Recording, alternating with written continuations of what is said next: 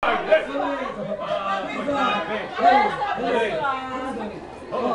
o seguinte, ó. Você tá arrumando encrenca aqui, né? Eu não tô arrumando encrenca nada. Vocês viram que ela me insultou o tempo inteiro, tá? Vocês viram. Foi esse. Olha, deixa eu confusão. Olha aqui. A gente aqui tá dançando, pra brincar, pra se divertir. Vamos brincar, vamos? Vamos dançar uma musiquinha natalina. É Natal, viu? Vamos brincar. É Natal, mas você esquece, tá? Ó, eu tava comprando de presente. Que presente? Você já comprou presente, já? Eu já comprei. Já comprou, sim.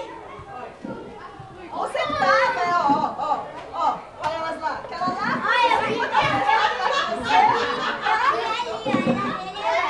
Ela lá, ó. Tá me tendo de botar a porta do banheiro abaixo, ela, tá?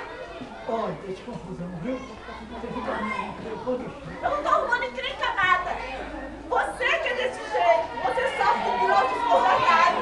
Eu fico em casa feito uma besta.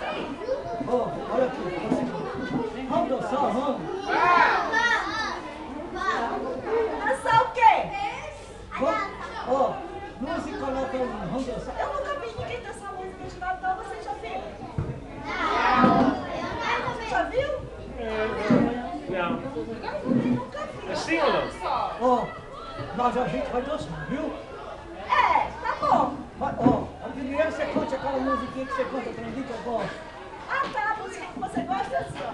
Eu sou... Eu não vou cantar isso não pra você não merece. Tá? Porque eu apaixonei por nada, depois eu dei mesmo, tô com raiva agora.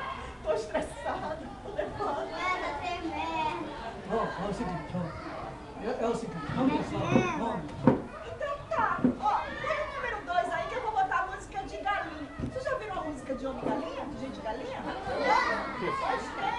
Vou mostrar. Ó, eu não quero confusão, viu? Eu já tô até com vergonha, viu? Que vergonha o quê? Quem tem vergonha não faz vergonha pros outros. Dá licença.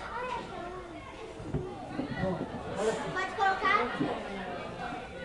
Eu tô em Essa música aqui, ó.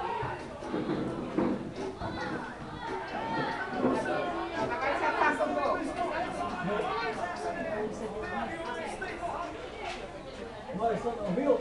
Ela não vai ficar rebolando aqui pra ninguém, não, viu?